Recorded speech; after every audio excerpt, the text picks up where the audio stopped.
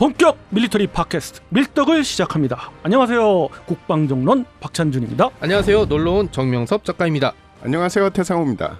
네, 이렇게 밀떡이 시작됐습니다. 지난번 8월 16일이죠. 네. 얼마 안 지났어요. 이 녹음 시점에서 정말 얼마 안 지났는데 화재 사건이 하나 일어났어요. 바로 민스크 항공모함에서 화재 사건이 일어났다. 민스크라고 하면은 이번함이죠. 네, 맞습니다. 예, 네. 뭐의 이번함이죠? 그 키예프급 항공모함이라고 그렇죠. 알려져 있는데 지금의 러시아의 전신인 소련에서 만들었던 항공모함이다라고 알려져 있지만 이건 나토가 분류한 거고요. 자국에서는 이거를 항공 중순양함이라고 분류를 하고 있습니다. 뭐 어려우니까 우리는 그냥 익히 알려온 대로 키예프급 항공모함이라고 하면 되고, 키예프급 항공모함이라고 하면은 이제 연식이 되신 분들은 많이 아실 거예요. 그렇죠. 네. 네. 총 4척이 건조가 됐고 1번함, 2번함은 거의 동일함으로 건조가 됐는데 특이하게 3번함과 4번함에서 엄청나게 스펙을 늘렸어요. 사실은 동급이 아니라고 봐도 될 정도로 늘렸던 그런 항공모함이고, 항공모함에 미사일이 많이 달리고 해가지고 야, 이게 남성들 입장에서 굉장히 인기가 있었고, 이것을 발전시킨 게 바로 지금 러시아가 유일하게 보유는 하고 있으되 뭐 운영은 못하는 쿠즈네초프급 네. 항공모함이죠. 한 척 딱 갖고 있는 거. 근데 이게 이제 이번 함이 뭐 우리나라에 인연이 있어요. 우리나라에 들어왔다가 네. 고철로 팔려서 들어왔다가 다시 어디로 갔나요? 그 홍콩의 회사에서 사들였는데 인도로 가져갈 거다라고 그렇죠. 얘기를 했지만 지금 화재가 난 장소는 중국입니다. 그러니까 네. 결국 중국에서 테마공으로 쓰이다가 네, 그렇죠. 네. 네. 이걸 또 태워 먹었네. 네. 맞습니다. 참나. 이게 제대로 썼는지는 또 모르겠습니다. 군사 테마 파크였다. 네. 민스크 군사 테마 파크였다고 하는데 뭐 제대로 손님들을 받아가지고 운영을 했는지 그것도 잘 모르겠어요. 회사가 2006년인가 부도가 나왔고 그 이후에 이제 거의 방치됐다라는 얘기했습니다. 조금 우리나라와 인연에 대해서 설명을 좀 드리면 91년 12월에 쿠데타가 일어나고 소련에서 이제 소련이 없어지고 러시아가 처음에 독립국가연합, 그다음에 러시아로 자리 잡고, 러시아가 글자 그대로 90년대 폭삭 망해버렸잖아요. 그러면서 특히 해군을 운영하는데 굉장히 어려워지니까 이런 돈 많이 드는 함들을 다 퇴역시켜서 해외에 팔아버립니다. 그래서 1번함은 중국이 가져갔고 2번함과 3번함 민스크와 노보로시스크가 우리나라에 들어왔는데, 영유통이라는 우리나라 회사에서 2번함 민스크, 3번함 노보로시스크를 들여와서 해체해서 고철로 팔겠다 해서 들여왔습니다. 근데 들여오기도 전부터 일본 언론에서 떠들어대기 시작한 거예요. 그러니까 이제 견제를 한 거죠. 네. 네. 대한민국에 항공모함이 들어온다고. 근데 사실은 다 떼고 고철이 들어오는 건데 참 일본 이 국가가 너무 이제 신경을 쓴 거죠. 네. 그리고 그 고철도 더 고철로 만들어 버렸어요. 그렇습니다. 그래서 뭐 이 민스크와 관련된 것들은 익히 알려진 이야기고, 이런 부분들에 대한 에피소드도 많고 했는데 결국은 화재가 났어요. 근데 이 시점에서 그동안 제가 알기로는 2023년 마덱스를 끝으로 대한민국 항공모함에 대해서 아무런 얘기가 없어요. 그래서 청취자분들도 궁금하실 것 같고, 지금까지의 상황도 좀 이야기 같이 해보고 싶고 해서, 민스크가 화재난 김에 화재는 화재고, 그렇죠. 우리가 중요한 거는 대한민국 항공모함. 지금까지 알려지기로는 이제 좀 바뀌었죠. 대외적으로는 아직도 경항공모함 사업이라고는 하지만 실질적으로는 중형 항공모함을 우리가 개발하려고 하고 있고, 그리고 중요한 거, 함재기가 바뀐 건 아니지만 거의 어디로 갔습니까? F-35B에서 이제는 모든 CG를 다 바꿔야 돼. 네. 옛날에 경항공모함 하면은 F-35B로 다 도배를 했고, 우리나라의 그 건조 회사 한화오션하고 그리고 현대중공업에서 자기들의 모델을 전시했을 때도 모두 F-35B였는데 이제 뭐예요? KF-21N. 그렇죠. N으로 추정되는 너무도 흡사한 그 기체를 2023년에 전시할 때, 마덱스에서 전시할 때는 현대중공업에서 일단 전시를 했죠. 그때는 이게 KF-21의 계열 기체 같은 그런 함재기가 이륙하는 맞습니다. 그런 장면을 전시했죠. 그쵸. 모형물을. 그러면서 이게 어디로 가느냐? 중형 항모로 간다. 그리고 이야기 나오는 게 전자기식 사출기 이멀스라고 하는, 앞으로는 그렇게 갈 수밖에 없는 상황이 벌어졌죠. 글로벌한 입장에서. 그래서 중형 항모로 간다까지만 알려졌고, 그 이후에는 아무 소식이 없어요. 태 기자님 그때 어떤 그 이후에 뭐 들었던 소식이나 뭐 이런 거 있으십니까? 말씀하신 대로 그때는 해군 기참부에서 아주 진취적으로 경항모 사업을 진행을 했었죠. 그런데 그 이후에 정권이 한번 바뀌었잖아요. 그러면서 항공모함 사업은 지금 조금 접어놓고 다른 것부터 해결을 해야 되지 않겠냐라고 해서 항공모함 쪽은 뒤로 밀리게 된 겁니다. 아주 접힌 것 같진 않아요. 아직도 해군의 주머니 어딘가에 들어가 있는데 때가 무르익지 않았다 혹은 아직 때가 안 됐다라는 말이 제일 많이 나돌고 있고요. 그렇게 된 이면에 그럼 항공모함이 필요하지 않냐? 그때는 필요했는데 왜 지금은 필요하지 않냐라는 그런 질문이 나올 수 있잖아요. 해군 측에다가 이야기를 해보면 여론이 너무 바뀌었대요.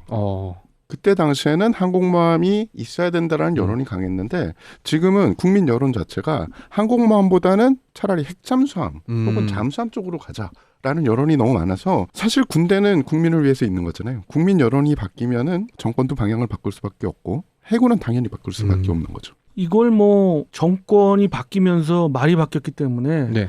여러 가지 소설도 나오고 그렇죠. 그다음에 정치적으로 해석하는 부분도 있는데 저는 그거는 확실치 않으니까 뭐 여기서 거론할 건 아닌 것 같고요. 말씀대로 태 기자님 말씀대로 관심이 떨어지거나 내지는 항공모함에 대한 필요성을 다시 한번 끄집어내는 거는 맞다고 봐요. 왜냐하면 해군 측에서 그런 얘기가 나오고 있었으니까. 그리고 공군 쪽에서는 공군 나름대로 야 이게 항공모함의 60% 이상이 결국 함재기인데 그렇죠. 성능을 보려면 소티수가 중요한 거고 그런 기반 기술들을 지금도 한 9개 기술인가 연구하고 있잖아요. 이름으로써 함재기가 중요한데 왜 우리 공군에 대한 목소리는 없냐. 우리의 의견도 좀 반영해달라. 그럼요. 이런 목소리도 있었어요. 근데 이런 게 전부 종합돼서 지금까지 얘기 나온 거는 중형 항모로 간다. 그리고 글로벌한 입장에서 전자기식 사출기로 간다. 우리도 그런 기반 기술 있다. 그렇지만은 가성비가 떨어지기 때문에 미국의 전자기식 사출기 회사에 의뢰를 한 상황이다. 수출 오케이? 했는데 답변이 왔어요. 네. 온 건 내가 알아요. 네. 근데 그게 예스인지 논지는 공표를 하니까 몰라 우리. 뭐 지금 시점에서는 중요한 문제가 아니고 어떻게 보면 핵잠수함을 만들 수 있다는 가시권에 들어온 게 또 하나 영향을 준 것 같아요. 그전에는 무슨 핵잠수함이야. 그거는 우리가 유령이란 영화 정도에서나 볼 수 있어. 했는데 돌고 보니까 그래 우리가 핵잠수함을 이제 가질 수 있는 능력이 됐네.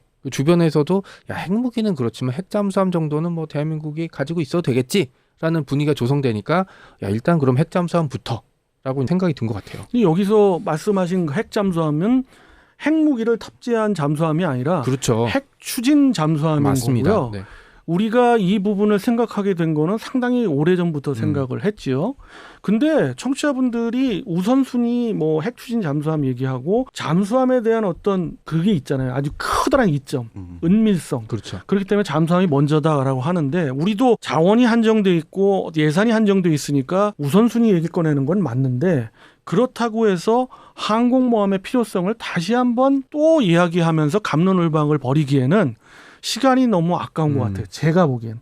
저 1990년대 중반부터 2000년대 중반까지 엄청난 항모 반대론자였습니다. 근데 그 이후부터 네. 바뀐 것은 필요성을 인지했기 때문이에요. 그게 군사력 투사가 이제는 한반도 수준을 우리가 지키는 것보다는 더 넓고 더 먼 데서부터 지키는 것이 우리의 국방력에 도움이 된다고 판단을 했고 그리고 국력이라는 것도 있잖아요. 국격이라는 그렇죠. 것도 있고 이런 거로 봤을 때 항공모함, 최신식 항공모함 2대 정도는 우리가 운영해도 경제력이나 국가적인 브랜드나 이런 측면에서 가능하겠다.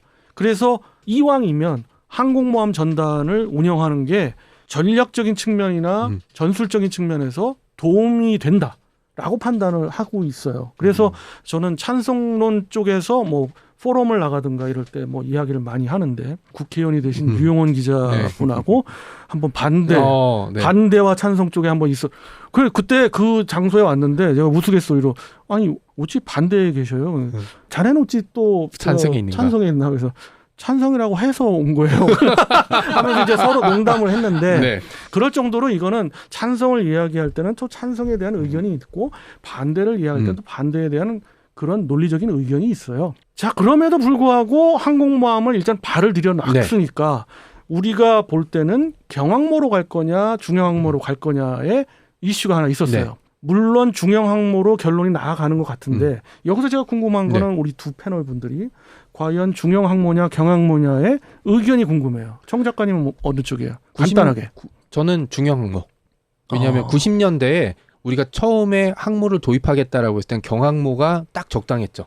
그런데 2020년대, 30년대에 대한민국이 바다에서 마주치게 될 운명이 있어요. 특히 저는 그 운명이 대만 어딘가에서 결정될 것 같아요. 그러면 경항모 가지고는 감당이 안 되겠죠.